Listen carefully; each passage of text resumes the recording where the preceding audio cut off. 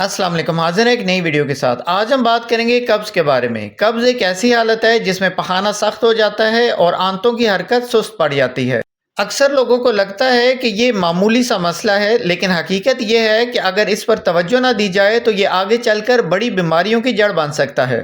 कब्ज़ की सबसे बड़ी जो वजूहात हैं उनमें पानी की कमी, खुराक में रेशे की कमी जिन्हें आप फाइबर की कमी कह सकते हैं, ज़्यादा चिकनाई वाली और फास्ट फूड खाना, कम वर्जिश करना और टेंशन लेना शामिल है।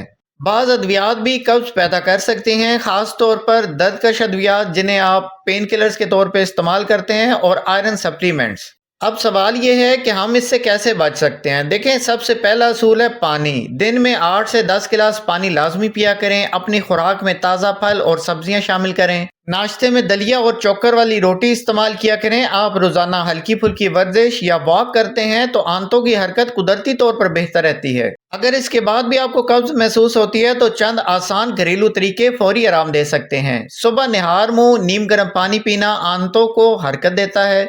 इसबगोल का छिलका नीम गर्म दूध या पानी में मिलाकर लेना बहुत मुफीद है। पपीता, अमरूद, खजूर जैसे जो फल हैं वो आंतों को नरम करते हैं। खाने के बाद थोड़ी सौंफ या अजवाइन चबाना भी गैस और बदहजमी कम करते हैं। दही और लस्सी का इस्तेमाल भी मैदे के लिए बहुत बेहतरीन है। लेकिन याद रखें कि अगर कब्ज लंबे अरसे तक बरकरार रहे, पेट में सख्त दर्द हो या पखाने में खून आने लगे तो ये एक खतरे की अलामत हो सकती है।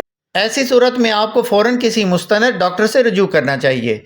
देखें, सेहतमंद ज़िंदगी के लिए ज़रूरी है कि हम अपनी आदत को बेहतर बनाएं। पानी मुनासिब मिकदार में पिया करें, मुतवाज़न ग़िज़ा इस्तेमाल करें और टेंशन कम लिया करें। अगर आप इन तरीक़ोकार के मुताबिक अपनी ज़िंदगी गुजारते हैं तो न सिर्फ आपको कब्ज़ से निजात मिलेगी बल्कि हाज़मा में भी तंदुरुस्त और ज़िंदगी ज़्यादा हल्की फुल्की महसूस होगी।